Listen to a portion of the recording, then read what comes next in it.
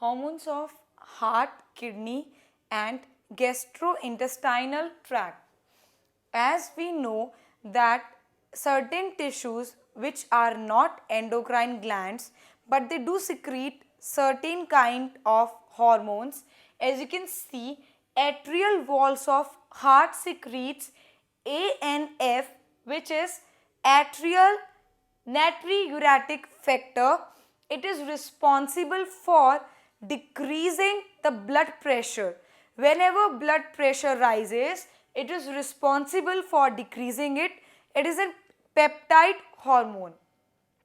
Juxtaglomerular cells of kidney releases a peptide hormone known as erythropoietin, which is responsible for the process of erythropoiesis, that is RBC formation.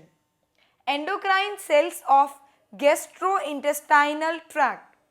They secretes gastrin, secretin and gastric inhibitory peptide, that is GIP.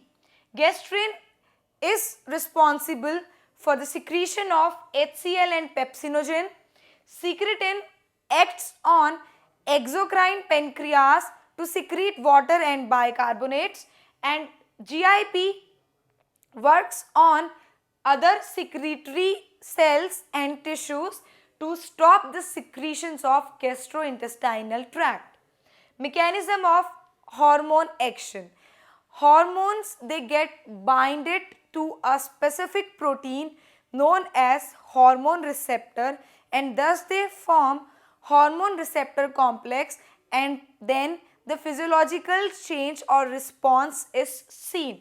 The basic mechanism of action is hormone combines to hormone receptor, forming hormone receptor complex, and thus it leads to physiological changes. But you can see in the diagram, as there are two kind of mechanisms shown here. First is in the case of peptide hormones. Hormones plus receptor, they bind to form a hormone receptor complex which initiates or generates response 1.